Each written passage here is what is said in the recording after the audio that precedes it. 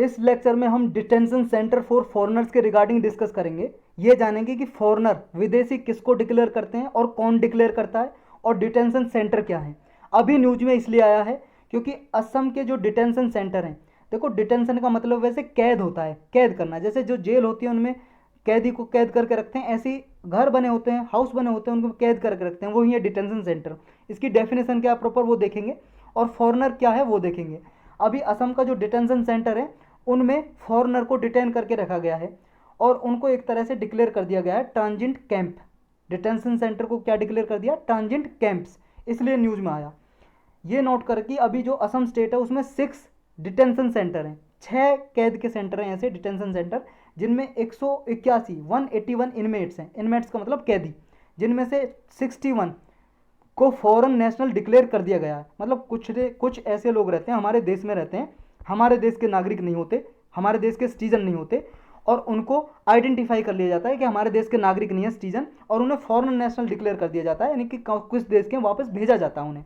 तो ऐसे foreign national 61 को आइडेंटिफाई कर दिया, डिक्लेयर कर दिया। कौन डिक्लेयर करता है? फॉरेन ट्राइब्यूनल होती है।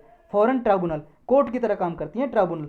फॉरेन ट्राइब्यूनल कौन एस्टेब्लिश कर सकता है? आगे देखेंगे हम फॉरेन ट्राइब्यूनल को कौन बना सकता है, आगे पढ़ेंगे। और इनमें से 181 में से अब इनके में से बाकी के जो बचे लगभग, इनमें से 181 तो हमारे इन्वेट्स हैं, 61 जिनमें से कितने हैं? Foreign national. बाकी के और ऐसे नेशनल है 121 जो फॉरेन नेशनल कन्विक्टेड हो चुके हैं और डिपोर्टेशन की अभी वेट कर रहे हैं कि उन्हें डिपोर्टेशन का मतलब है उनके वापस देश भेजा जाएगा, जिस देश से इंडिया में आए थे, यहाँ पे जिस देश से आए थे उस देश में भेजा जाएगा, डिपोर्ट किया जाएगा। इनमें से 2 ऐसे सेंटर हैं, 6 सेंटर में से 2 सेंटर ऐसे हैं असम में जिनमें 22 चिल्ड्रन हैं, और 22 चिल्ड्रन के साथ उनकी फॉरेनर मदर भी हैं, उनकी माताएं भी हैं। तो ये डेटा तो याद करने की कोई ज़रूरत नहीं है, हमारे लिए ज़रूरी है ये डिटेंशन सेंटर क्या होते हैं, फॉरेनर ट्राइब्यूनल क्या होती हैं, और फॉरेनर को कैसे विदेशी यानी कि फॉरेनर कैसे डिक्लेयर किया जाता है। तो डिटेंशन सेंटर क्या है? ये ऐसे प्लेस हैं जो डेजिग्नेट किए जाते हैं कि इलीगल माइग्रेंट, कोई अवैध माइग्रेंट आ जाता है, मतलब दूसरी कंट्री से, हमारे देश का नागरिक नहीं है और बिना किसी डॉक्यूमेंट्स के, विदाउट नेसेसरी डॉक्यूमेंट, उसके पास कोई डॉक्यूमेंट नहीं है, हमारे देश में घुसा था किसी तरीके से, या फिर हमारे देश में घुसाया और वीज़ा ख़त्म हो गया, तो इलीगल माइग्रेंट हो जाता है एक तरह से, वो समझ रहे हो। तो ऐसे इलीगल माइग्रेंट होते हैं। तो जब ये डिक्लेयर कर दिए जाते हैं अथॉरिटी के द्वारा, तब तक ये till the time their nationality is confirm, जब तक इनकी नेशनलिटी कन्फर्म नहीं हो जाती है तब तक इन पे केस चलता रहता है फॉरेन ट्राइब्यूनल में। ये फॉरेन ट्राइब्यूनल होते हैं, कोर्ट की तरह काम करती हैं, ये डिक्लेयर करती हैं कौन फॉरेनर है, कौन हमारे देश का नागरिक है। अगर किसी पे शक होता है तो कोई इनका केस जाता है, मान लो स्टेट का कोई एडमिनिस्ट्रेशन दे देगा या इंडिविजुअल कोई बता दे आदमी कि ये इस पर शक है, हमारे भारत का नागरिक नहीं है और हमारे देश में घूम रहा है यहाँ पे, तो वो फॉरेन ट्राइब्यूनल में कर सकते हैं कॉल, या फिर पुलिस को कॉल कर सकते हैं। पुलिस उस आदमी को फॉरेन ट्राइब्यूनल में उसका केस दर्ज कर देगी और फिर फॉरेन ट्राइब्यूनल इन्वेस्टिगेट करेगी कि हाँ ये किस देश का है, हमारे देश का है या नहीं है। तो जब तक उसकी नेशनलिटी कंफर्म नहीं हो जाती कि हमारे भारत का नागरिक है या नहीं है, तब तक उसे डिसेंटर ये डिटेंशन सेंटर में रखा जाता है तब तक। और जब हो जाती है तो फिर जहाँ से ओरिजिन है, जहाँ से उस देश का नागरिक है, जहाँ से आया है, वहाँ डिपोर्ट कर देते हैं, उस कंट्री में वापस भेज देते हैं। तो डिटेंशन सेंटर ये सेटअप किए गए थे असम में। कब किए गए थे? जो यूनियन गवर्नमेंट है, हमारी सेंटर की गवर्नमेंट है, सरकार है, उसने डिसीजन लिया था, असम सेंटर को ऑथराइज किया था, अथॉरिटी दी थी। एक फॉरेनर्स एक्ट है हमारा 1946 का, इसके द्वारा एक रूल बनाए, फॉरेनर्स ऑर्डर 1948। इन रूल के जरिए असम गवर्नमेंट को एम्पावर किया, authority the, power the central government ने कि आप क्या है ऐसे डिटेंशन सेंटर बना सकते हो अपनी कंट्री में, मतलब अपने स्टेट में, अपने राज्य में, असम में। तो असम में 6 सेंटर बनाए गए इन फॉरेनर के लिए। तो अब ये फॉरेनर एक्ट क्या है पहले इसे पढ़ते हैं और ये फॉरेनर कैसे डिक्लेयर करते हैं। देखो फॉरेनर एक्ट 1946 में डिक्लेयर किया, मतलब बनाया। इससे पहले फॉरेनर एक्ट 1940 का बना हुआ था, अंग्रेजों के ज़माने का। लेकिन जब कॉन्स्टिट्यूंट असेंबली बनी तो ये बनाया गया फॉरेनर एक्ट 1946 का। ये फॉरेनर को डिक्लेयर करने की पावर देता है। समझ रहे हो कैसे डिक्लेयर किया जाता है? इसके थ्रू 1946 का जो एक्ट है, जो एक्ट हम पढ़ रहे हैं 1946 का फॉरेनर एक्ट, इसके थ्रू होम मिनिस्ट्री ने, मिनिस्ट्री ऑफ होम अफेयर ने 1964 में रूल्स बनाए फॉरेनर्स ऑर्डर 1964। इसके द्वारा क्या है, पहले सिर्फ होम मिनिस्टर यानी कि सेंट्रल गवर्नमेंट या होम मिनिस्टर ही फॉरेनर ट्राइब्यूनल बना सकती थी।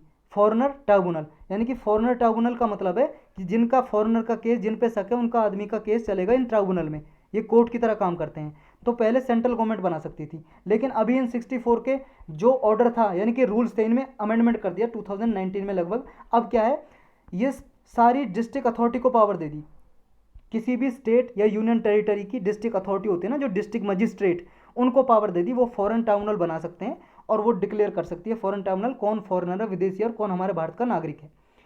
तो ये एक्ट एम्पावर करता है गवर्नमेंट को टू टेक सच स्टेप्स कि इलीगल इमाइग्रेंट को प्रिवेंट करे, रोके, कि वो फोर्स का यूज़ ना करें। तो बर्डन और प्रूफ किसके हाथ में है, मतलब जैसे मान लो कोई फॉरेनर किसी पे शक हुआ कि कोई विदेशी आदमी है और उसका केस गया फॉरेनर ट्राइब्यूनल में, तो अब प्रूफ कौन करेगा, ये सारा बर्डन होता खुद पर्सन पे। वो पर्सन प्रूव करेगा कि तुम भारत के नागरिक हो या नहीं हो, ये प्रूव करो कि वो कहना चाह रहा है कि मैं भारत का सिटीजन हूँ, तो प्रूव करो कैसे हो। तो इसी के ऊपर पूरा बर्डन बोझ होता है, समझ रहे हो। नॉट विद अथॉरिटी, अथॉरिटी के पास कोई बर्डन नहीं होता कि इसको प्रूव करें सिटीजन है, वो खुद सिटीजन करेगा। वो कह रहा है कि मैं सिटीजन हूँ तो वो करे, अगर नहीं कर पाया तो उसे फॉरेनर डिक्लेयर कर देते हैं, विदेशी। और डिक्लेयर कौन करता है, फॉरेनर ट्राइब्यूनल, फॉरेनर ट्राइब्यूनल करती है। अब ये एक्ट क्या है, ओरिजिनली इंपावर करता था गवर्नमेंट को ट्राइब्यूनल एस्टेब्लिश करने से, लेकिन अब क्या है, ये गवर्नर के पास सिविल कोर्ट की पावर आ गई क्योंकि ये ट्राइब्यूनल एस्टेब्लिश कर रहा है, तो ये पावर दे दी डिस्ट्रिक्ट मजिस्ट्रेट को। 2019 में अमेंडमेंट किए गए और ट्राइब्यूनल ऑर्डर जो 64 है इसमें अमेंडमेंट किए गए 2019 में। तो अब ये डिस्ट्रिक्ट मजिस्ट्रेट का पावर है, किसी भी स्टेट या यूनियन का कर सकता है, और यही डिक्लेयर कर देती है कि कौन फॉरेनर है कौन नहीं है, ये फॉरेनर ट्राइब्यूनल डिक्लेयर करती हैं, ये ट्राइब्यूनल एस्टेब्लिश करते हैं जो डिस्ट्रिक्ट मजिस्ट्रेट किसी भी स्टेट के। और एक चीज़ याद रखनी है, पहले ये था 1964 के ऑर्डर में कि फिर सिर्फ स्टेट एडमिनिस्ट्रेशन ही कोई केस दर्ज कर सकता है फॉरेनर ट्राइब्यूनल में, कि किसी सिटीजन पे कोई घूम रहा किसी देश के किसी कोने में या स्टेट में राज्य में कोई आदमी घूम रहा है, उस पर शक है ये हमारे भारत का नागरिक नहीं है, तो स्टेट का एडमिनिस्ट्रेशन, पुलिस या कोई भी सरकारी अधिकारी फॉरेन ट्राइब्यूनल में केस लेकर जा सकता था। लेकिन अब कोई भी इंडिविजुअल, कोई भी आदमी, 2019 में ये अमेंडमेंट कर दिया, कोई भी आदमी जाके फॉरेन ट्राइब्यूनल में केस दर्ज कर सकता है। अगर किसी आदमी पे आपको शक है तो आप भी जाके फॉरेन ट्राइब्यूनल में कर सकते हो उसका केस कि हमारे भारत का नागरिक नहीं है, शायद ये आतंकवादी हो सकता है, कुछ यहाँ पे बम धमाके कर सकता है, किसी पे शक है तो कर सकते हो आप, समझ रहे हो। तो उसे फॉरेनर डिक्लेयर कर देगी फिर फॉरेन ट्राइब्यूनल। तो यही था बस इस लेक्चर में।